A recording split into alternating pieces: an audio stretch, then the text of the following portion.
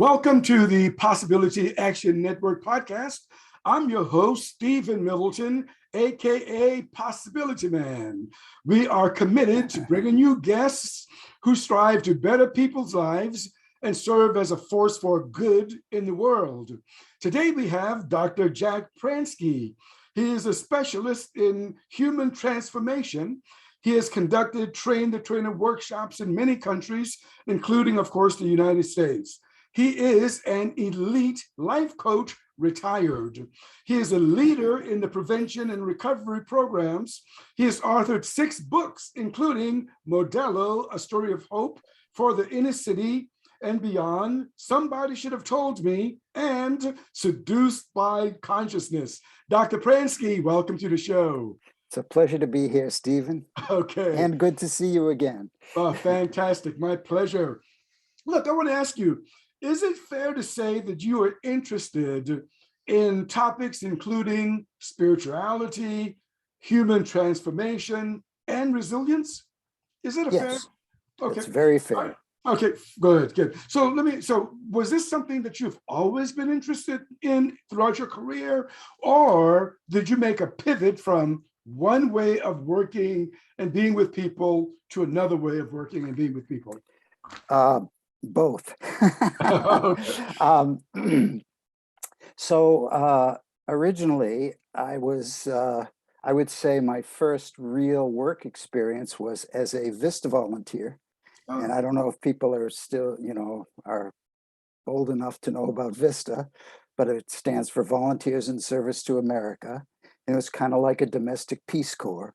Or you may have heard of AmeriCorps, Yes. That's kind of like it was. But back in the old days, and I'm talking about the late 60s is when I got into it. And I got into it because I did not want to go to Vietnam, is what it came down to. So when I got into it, it was a lot more of community organizing. So we were trained as community organizers. And I was assigned to an African-American community in Southern Illinois, Centralia, Illinois, actually. And I lived and worked there for a year. And I didn't really know what I was doing, but I started, that place was pretty much a mess. All of the African-American people were kind of like stuffed into the northeast section of town. And so we, I knew that I had to hang out where the people hung out, and in order to, make friends with them. And where the people hung out was in the taverns. And I didn't want to hang out in the taverns, but I had to hang out in the taverns, But so there were things like kids were getting into trouble because they had nowhere to go and nothing to do. And so I started working with a bunch of kids, and then the adults got more interested, and there were a lot of rundown, overcrowded housing situations, and open sewer ditches, and just bad things in the community, and no street lights. And so we worked to try to organize people to help make those things happen. I don't know how. I actually went back and visited the community 10 years after, and some of those things had actually happened, which was a good thing. Fantastic. But you asked about whether it has changed, and what I was doing then, I would say, is community work from the outside in. And around 1991, my head got turned around, and I switched to community work from the inside out. That's interesting. Okay, I want to come back to that community development. But I mentioned a few of your books, and I want people to know what those books are about. So I mentioned Somebody Should Have Told Me. Yeah, it's actually somebody told us. Should have told us. Okay. Yeah. So can you give us just a brief synopsis of what you tried to do in this book? Well, what I tried to do is most people think that, and I certainly thought so, that that, you know, something happens to us out there, and whatever happened to us makes us feel a certain way. Mhm. Like, you know, somebody does us wrong, we might get angry, and you know that all. But I came to find out that that's not really the way it is at all. Ah, Like, somebody does something to us, and it comes into our own thinking and our own consciousness, and it's our gift, of this tremendous gift that we have of the power of thought, mm, to come up with anything in that kind of a situation. So we might come up with anger, we might come up with depression, we might come up with worry, we might come up with bother, you know, we might come up with, they don't know what they're talking about, and it rolls off us like a water off a duck's back. mm, Or we might look at them with compassion, mm. or we might look at them with humility, because, you know, we have done stuff like that ourselves. And, you know, so this tremendous range of levels of consciousness, you could say, that we could think about any of those, any situation like that, in that tremendously wide variety of ways.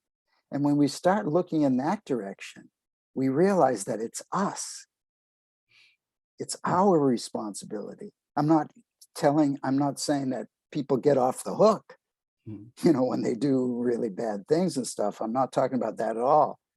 You know, if you do the crime, you pay. but but as far as what we give our power over to, you know, are we going to keep our power for ourselves, or are we going to give it over to somebody else to make us feel angry or depressed or bothered or anything like that? Okay. And the other book, I'm not sure if it's your most recent book or not. Is it Seduced by Consciousness? Is that your latest book, or is there It's another? actually not my latest book. You said I had 6. I actually have 10. Whoa. uh, Seduced by Consciousness is one of the latest ones, but I did put together a book called Hope for All, Okay. which is people whose lives have really been affected by by looking in this inside out direction, Hmm. and their lives, you know, were completely changed around. And so it's my interviews with them about that. Okay. All right. So you've mentioned Inside Out a few times, and Yes. people will want to know, what exactly is that? Can you, help the uninitiated understand what Inside Out actually means? Okay. So think the best way to do it is to contrast it with outside in. Okay. And my field is or was the prevention of problem behaviors. Mm. So I was involved in alcohol and drug abuse prevention, and delinquency prevention, and child abuse prevention, and teen suicide, pregnancy prevention, sexual abuse prevention, all those things. So what prevention from the outside in is it's like, if people get a certain kind of information, and if they are taught certain skills, and if they are helped to build supports for themselves, and if they are in an environment that is supportive, healthy for them, then they're going to be less likely to, well, then that's going to lead to the development of healthy self-perceptions.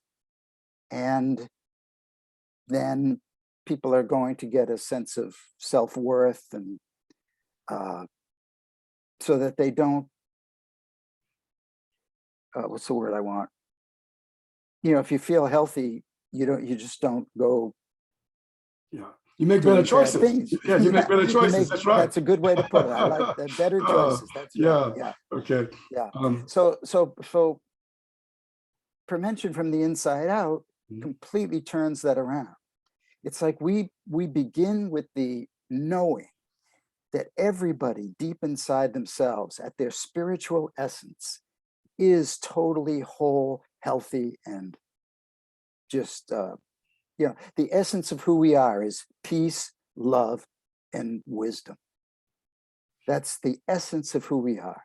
Now, when we help people point in that direction, point inside themselves to that direction so that they realize that's who they really are, and they realize the only way that they can not experience peace, love, and wisdom, for example, is if they think themselves away from it inadvertently. Wow. People realize, and then when people realize that, they start developing more healthy self-perceptions, like feeling capable, important, and powerful in their lives. And then when they feel that way, they tend to affect the people that are closest to them in that way. So suddenly their home environment gets healthier. Mm-hmm. And then when a critical mass of people in a community all kind of catch on to this, then they work to make the changes in the community that are destructive. And so instead of starting from trying to change the destructive and going into the place inside where they make better choices, as you said, we go from with perfect health and all of those, that process leads us to making the changes in our communities that we need to see. So are you saying, Jack, that that it starts with a discovery that each individual, as they come into the world, are already as whole as they need to be? Is that what you're telling me? Mm-hmm. Yes, I am. So what if, and then, let's face it. I know not personally, but there's some stories of some pretty prominent people that had money, that had good looks, that fame just in the last 3 months, who have taken their lives. So why is it that we don't know what you're telling us? Obviously, many of us don't know it. Well, because we come into form. So we are, we're human beings. Human beings think, we have thoughts, we believe what people tell us, and then we take that on as our own.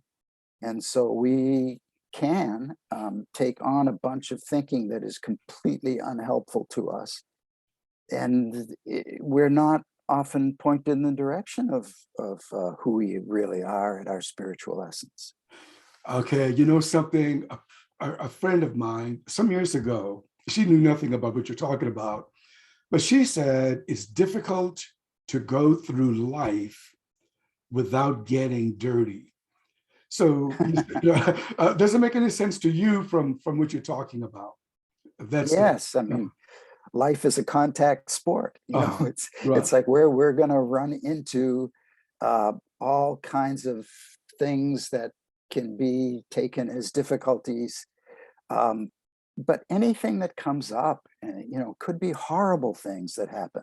Like some people grow up in horrible circumstances where they're sexually abused or physically abused or emotionally abused, horrible, horrible things. And people get, innocently take on this thinking about themselves when that kind of happens, that takes them off in unhealthy directions. Yeah.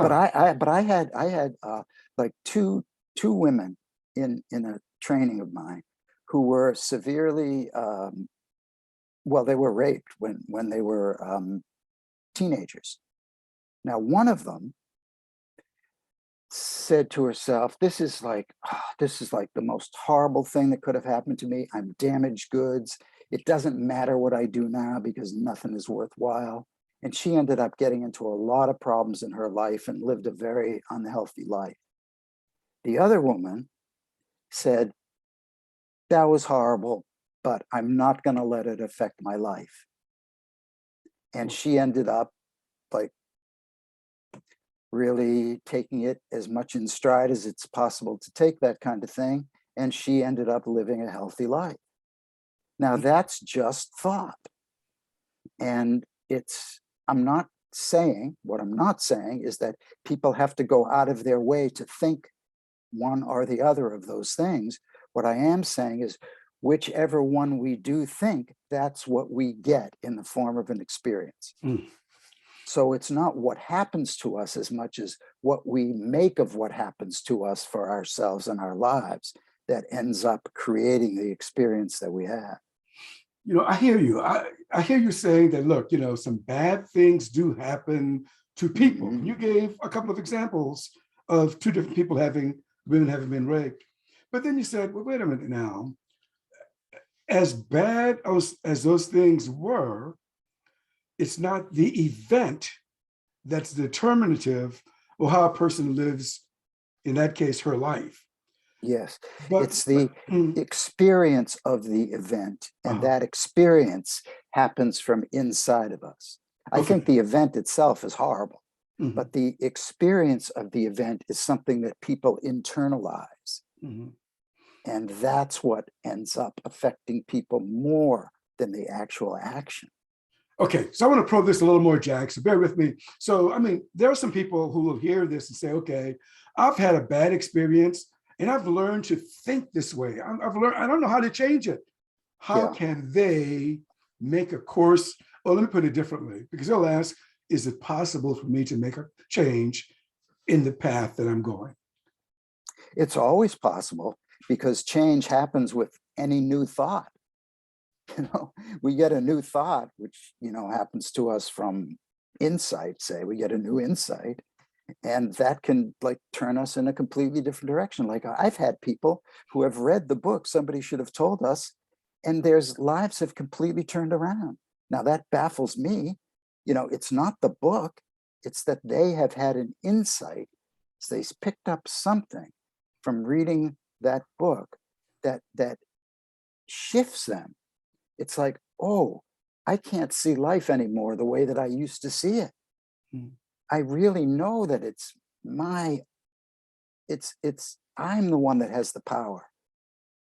I've been giving my power over to the outside world for my happiness or for my peace of mind or whatever it is.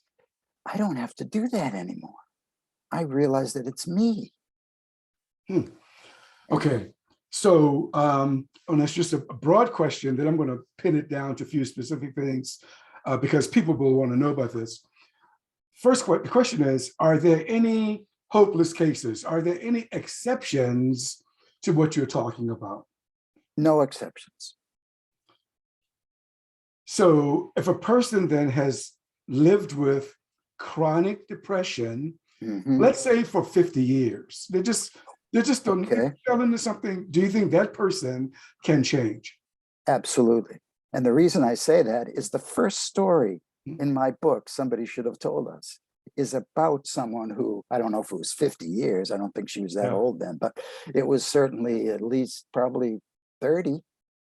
And she was, you know, so depressed. She was given depression medication by psychiatrists.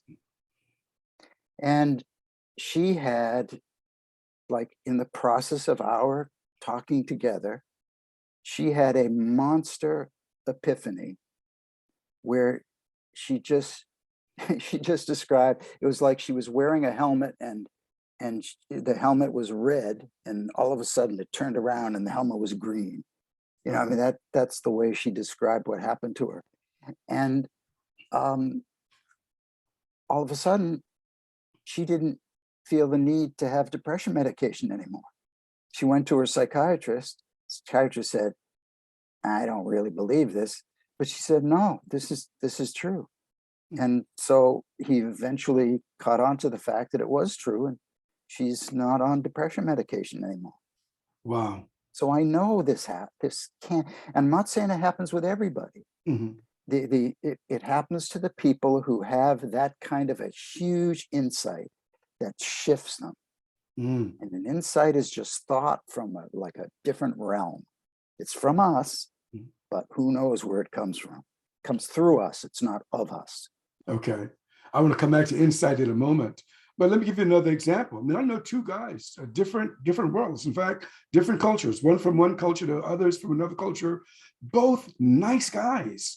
One guy is a skilled electrician, certified, and the other guy's college educated, grew up in a great family. In one case, drug abuse. The other case, alcohol they're just not able to function, consistently. My question once again, is there hope for someone like those guys? Yeah, my latest book is called Hope for All. I I mean, got to get that book. if you read the state that some of these people were in before their head got completely turned around about this stuff, you would have said, there's no hope for these people. Absolutely hope. Because all it takes, and I don't mean to minimize this, all it takes is a huge insight. And we cannot make insight happen. We have no idea how insight happens. We can't make insight happen in ourselves. All we know is that when our head clears, there's more of a chance of wisdom appearing. Okay, now you've mentioned insight. So what is an insight? What is that? I wish I knew. I mean, it's just, we've all had them. Some of them are really little. Some of them are huge. But it's almost like the way we've been thinking gets shifted completely by seeing something new that we didn't see before. So who knows how that happens? But we know that when the mind clears, it has a better chance of happening. When people's minds calm down, people's minds relax, because otherwise, we're like holding the kind of thinking around us that we, usually our typical thinking. And as long as that's got a grip, it's really not easy for us to hear wisdom speaking to us, but it's always speaking to us. We just, I remember my cousin George was saying that it's like, it's like listening to a soft flute, and you got like a brass band playing and you can't hear the flute. Our typical thinking is like the brass band, but when that thinking shuts off for a split second even, all of a sudden we can hear that flute playing. And that's the wisdom that's always speaking to us. Okay, so you're saying that this is not something that a person can just turn on, but are there conditions or situations that a person can put himself in to increase the likelihood that they may get an insight? Yeah, what helps them? Everybody has to ask this of themselves. What helps me relax my mind? And where am I, or what am I doing when I get my best ideas? People are gonna say things like taking a walk, in the shower, when I'm waking up in the morning, when I'm going to bed at night. I mean, it's just whatever it is that relaxes people's minds, that's the direction to point in. Okay. All right. So Jack, now some of the people, I want to talk about community development, but some of the people who see your name in the podcast title will want to know about, well, let me ask the question differently. Does the name, the philosopher Sydney Banks, show up in the work that you have done and in your books? And if so, who is this person? Who was this? Sydney Banks is the man that blew my mind apart and got me pointed in the inside out direction. So there isn't anything that I do since 1991, when I bumped into him, or 92 or something like that, that isn't a direct result of me having my own monster epiphany about the way that my experience of life is created from the inside out instead of from the outside in. So that, like, when I saw that, it just turned me around, and I was disoriented for a while, really disoriented. But I eventually kind of caught up to myself, and I've been looking in this direction ever since. Now, because we're human, you know, where everybody has their own blind spots, and you know, there are places that I don't see it, and then all of a sudden I'll see it, and I'll say, oh man, you know, but you know, we get caught, and then we see it. Okay. So Sydney Banks, who happened to be just a person he was just an ordinary laborer going about his business, when he had a major enlightenment experience, and out of nowhere, and it completely changed his life, and he started talking to people. A lot of people thought he was crazy who knew him before, you know, because suddenly to, you know, have somebody talking spiritual who never talked spiritual before, you know, it's like out of nowhere. Okay. So yeah, that's the short answer to your question. Okay. All right. So now I'm going to spend a little more time on community development. You mentioned that you had some experiences in community development before 1991. Yes. Okay. And once again, even before you met Sydney Banks and learned about Inside Out, was your approach in that community or those communities inside out or outside in, would you say? Well, it's outside in, Mm. because, you know, we were taught as community organizers to fan the flames of discontent. You know, you could say, you know, we wanted to point people to the external conditions that were, you know, allegedly keeping them down. You know, people who live in poverty, where there's, you know, so much racism involved everywhere, and you know, it's like, yeah, these things can weigh upon people. Yeah. So you know, there's that thought that, well, we have to change the conditions first. Well, I used to think that, you know, I used to believe that 100%, until I bumped into a guy named Roger Mills, Oh. who had been trained by not trained, who had had a huge insight from experiencing Sydney Banks.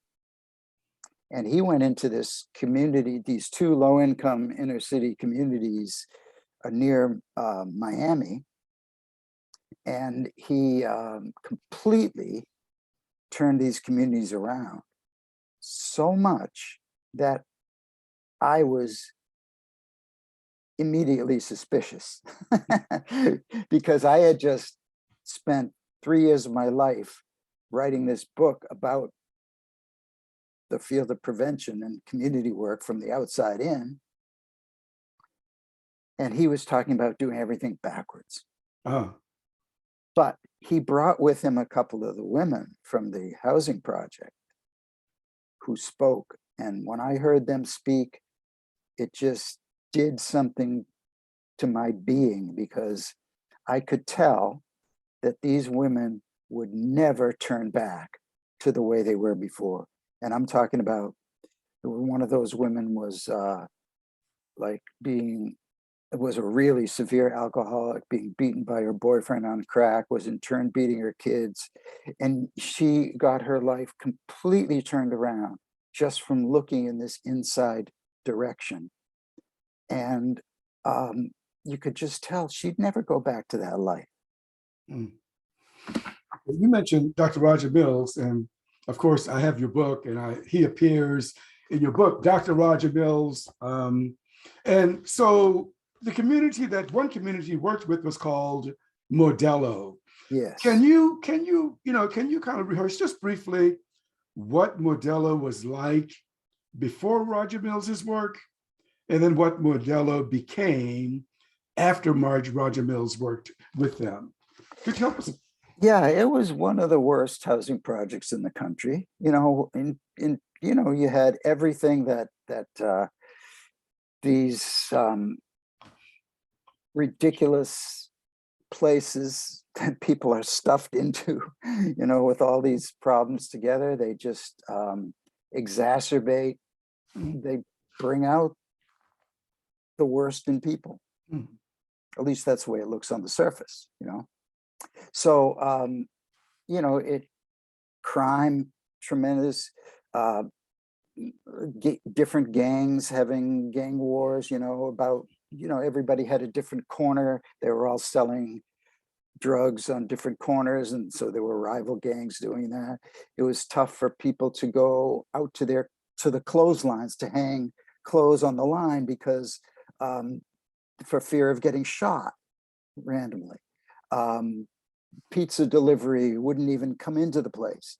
The cops wouldn't come into the place unless they were 2 or 3 deep and, you know, came in like gangbusters and stuff. Because, you know, it's just a total place of total fear, people doing the best that they could with what they've got, but, you know, just a miserable place to be generally. I see. And Mhm. go No, ahead. please. No, Well, please. Mhm. I was going to say that, so Roger Mills goes in there and he starts hanging out. He comes in on the coattails of the woman who was the Attorney General at the time, Janet Reno, who became Attorney General of the United States for a while. So she was doing this project where she assigned somebody to go into Modello and try to do all of the good things that outside in people would do, like they set up a community store because there was nothing there before. They set up a childcare center that people could afford. You know, they had all kinds of different services come in to the area, and you know, that made a little bit of improvement. But Roger Mills comes in and says, you know, you can yes, I remember who was it? Dick Gregory, I think it was, a long time ago, said something about when the Kerner Commission about violence in these inner city communities came out a long time ago. It said it's certain you need a certain billions of dollars in order to be put into that community. So Dick Gregory says, you put $1 billion into that community and you're going to get the biggest crap game you've ever seen in your life. Because people's minds are not geared to doing the constructive things with it, you know, that will make the place healthy. And so what is that? That's thought. That's thought. And people have to be like, look in the direction of health. Their own health and the community's health. What will make me healthy? What will make the community healthy? What will make my relationships healthy? What will make my family healthy? You know, and so Roger Mills spent his time pointing people in that direction. I have to plug in my computer here. I'm going to lose my battery here. All right. 1 second. Sure.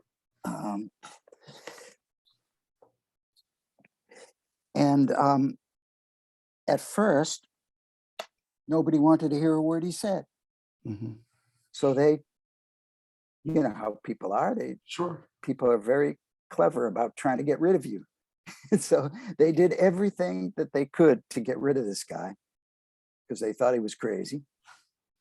And he wouldn't leave. And little by little, people just started opening up and listening. I mean, he and his staff, he was working with 2 other people, one from the community, and they used to, you know, throw parties for people. They used to feed people. You know, it was all with the intention of getting people's minds to relax. Wow. You know, I hope people look, if they don't know, you know, I hope people look up Roger Mills and look for pictures of Roger Mills, and then, you know, he's just an average looking guy, not even a big guy, not an intimidating guy. Then he was in this community of mostly Black people or all Black people. Yeah, so that dynamic itself is something worth considering.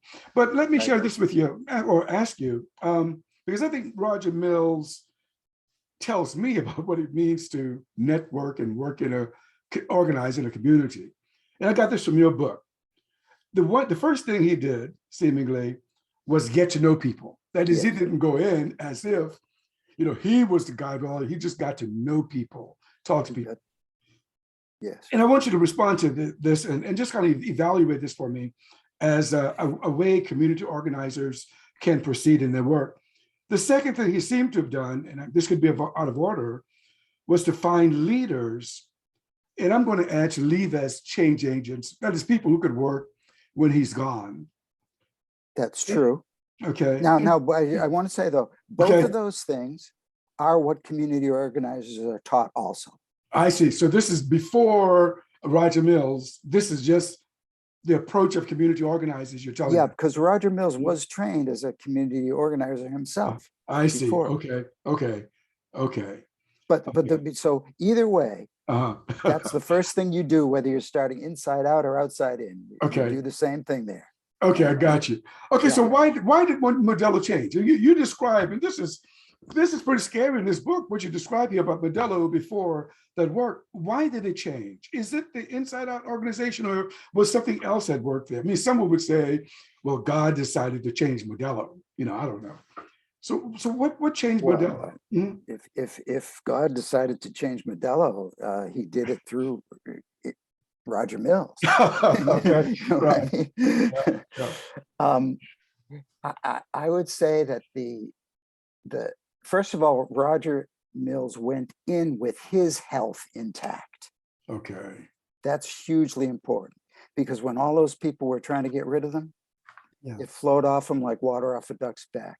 To him, it was like, of course, given the circumstances that they're in, they're going to make me want to get out of here. Of course they're going to treat me badly.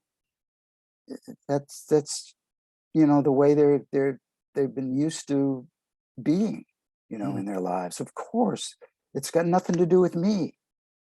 So he didn't take it personally. And he stayed in his health. Nobody could knock him off course. And then he started to do those things that I was mentioning, to have fun with people. You have fun with people. And then people's, like, they're what they're holding in their mind tends to loosen its grip. Suddenly they're more receptive than they were before. Right. And then the main thing that he did is deeply, deeply listen to people. And I don't mean just on the surface listening, like, what do people want? There's in community organizing, you ask people what they would like, but it's beyond that. You ask people that here too, but you go a lot deeper, like, what actually is their thinking that is keeping them stuck? You listen at that level. Do they know that they have this inner innate health in them that they can tap? That is where their power comes from. Do they understand that? What are they missing? And like, what is going on within them so that they have put themselves in positions where they're being beaten by boyfriends on crack, for example. So you just listen really, really deeply until something strikes you that might make a difference. Wow. Jack, is this level of community change sustainable?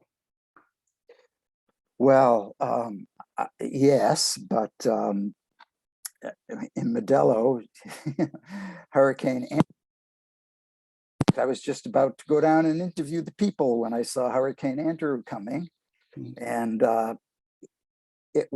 Hurricane Andrew, the eye of the hurricane went right over Modello, and it blew the housing project apart. And half the people were put in makeshift trailer park across the street. Half the people moved out to relatives and stuff like that. More people moved in. You couldn't really, it was just completely blown apart at that point, and you couldn't really tell whether it was sustainable. However, the people whose lives had been most affected by having insights as a result of Roger Mills being there, they were the ones who were like, everybody was in despair after Hurricane Andrew, and they were the ones that were there, like their families were pretty much intact. They were helping other people out, and they still had a good spirit about them. Mm. So sustainable in that way, yes. Sustainable about a community, I think so. But in Modello, we could never really know that. I see. And the subtitle of the book on Modello, about Modello, is A Story of Hope for the Inner City and Beyond. What is this hope that you're pointing to that's for the inner city? Because we're living in the beyond. What is this hope that you're pointing to? Well, to me, hope comes from two places. Okay. If we do have this spiritual essence in us that is totally whole, that it has the qualities of peace, love, and it's like the incubator when our mind is clear, to have wisdom, thoughts of wisdom come to us from insight, from new insight. If that all is in us and nothing can stomp it out, people just who haven't been looking in that direction and don't know that it's there can be helped to see that it's there. And that's automatic hope for anybody, that it is there and people can see it. That's what automatic hope is. And the second part of automatic hope is that thoughts change. Thinking changes, and it changes on its own. We don't have to go out of our way to think new thoughts. In fact, that just gets in our way. But, we don't see situations the same way now that we did 20 years ago or 10 years ago, for the most part. Well, what happened? Well, thinking changed about them. Some say it was time, but it's not. I mean, it's not time because some people don't change their thinking, Wow. So it's that thought changes. We get new insights, thought changes. And that can happen just like that. It can happen in the next moment. That's automatic hope. Okay. I hate to try to talk about a practice, but what's coming to me is that just listening to you. So if a person is, let's call it, bogged down by a set of thoughts that causes depression, all kinds of things. Yeah. So is it reasonable for them to ask, if they can, what am I thinking? Or is the alternative is just to go someplace and be quiet until it passes? I'm just trying to figure out, what do you do when you're in the midst of it? Well, I'll tell you what I do. Okay. And I'm not saying this is for anybody else, but what I do is I know that my own thinking has gotten me into the predicament that I'm in. Okay. So there's no answers there. I know that there are no answers in trying to think my way out of it. So what I would do is I ask the universe or God or whatever. I say, I would really like to see my way through this. I'm not sure like what's behind my getting stuck here. I'd like to see that. And then I take it off my mind and forget about it.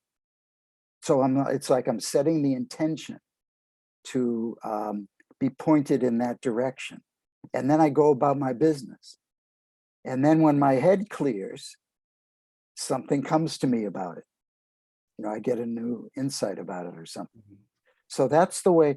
And I'll tell you, when I started doing that instead of my other way of doing it, which is trying to figure it out or get to the bottom of it and all that stuff, my stress level, like, it just went like that.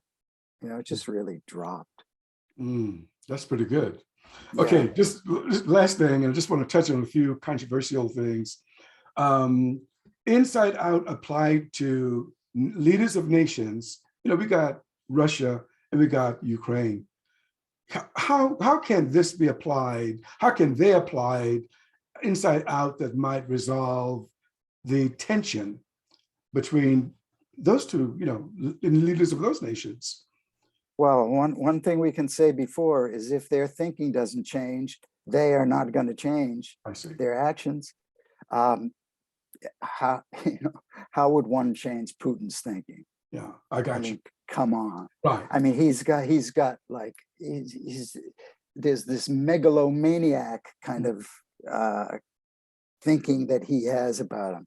Now, he's very likely not going to change that unless he really gets, unless something really happens where he has no choice but to face himself. Mm. You Okay. know, I'm trying to help someone escape from Russia right now who Oh, wants to get out. okay. That's And great. she was the one who translated. Somebody should have told us into Russian, Mm. and she wants out bad. I even was able to find a job for her here, but she can't get a visa. The only Mm. place she can get a visa is from the U.S. Embassy. The U.S. Embassy is no longer in Russia. She actually has to leave the, but I'm digressing here. Sorry. Yeah. But what I get you say though is that, one is a person can desire to make a change, to make a shift, or there could just be some intervention by divinity, whatever, that Yeah. causes this person to, oh, wait a minute, what am I doing? Okay, Yeah. the second thing, controversial. And I don't do a lot of controversial stuff, but I'll ask you, some people that I've been around from various backgrounds frequently bring up racism. So how do we, in the United States, for my friends in other land, well, people have ethnic rivalry all over the place. How do we resolve that type of problem from with an inside out understanding? Yeah, boy, that's that's a really, really tough question. And from my own perspective, I mean, I'm just one of those white privilege kind of people, so there's only a certain amount that I can experience from your position, for example. However, what I know deep, deep, deep inside is that we are all the same. We are all the same. We all have this spiritual essence in us. The color of our skin is just form. Culture is just thought. It's like it's a collective thought, and everybody gets caught up in their thinking and sees things in skewed ways sometimes that don't make any sense, and people like take power over other people and do very, very extremely destructive things. And racism is built into all these institutions, and so, but it's all institutions are made up of people. Yeah, there's a culture that has happened over all these years, but people have the capacity to change the way they see things. Like I was in a relationship with an African American woman for 5 years, and she turned me around to the notion of like white privilege and what it means and everything. Even though I lived and worked in an African American community before, I didn't really like relate to that. And so she turned my head around about it. And this can happen with anybody. All of us can get our heads turned around about it. Mm-hmm. But it's going to take it's going to take systematic kind of work. Okay. All right. Okay, well, Jack, we are coming to the end, but I want to ask, are there any last words that you want to leave with us? Read Modello. Okay. and the reason I say I'm not saying that, I'm not saying that for self-serving purposes. Mm-hmm. I really, really believe that, you can see hope the way that he went about it. It promotes hope. the way that he went about it. And there's so much, I mean, if the world adopted this as an approach, I think we would all be in much, much, much better shape. That's fantastic. Well, thank you again for being with us today. It's my pleasure. You've been listening to the Possibility Action Network podcast. I'm your host, Stephen Middleton. Our guest today has been Dr. Jack Pransky, coach, writer, and community organizer. Until next time, good day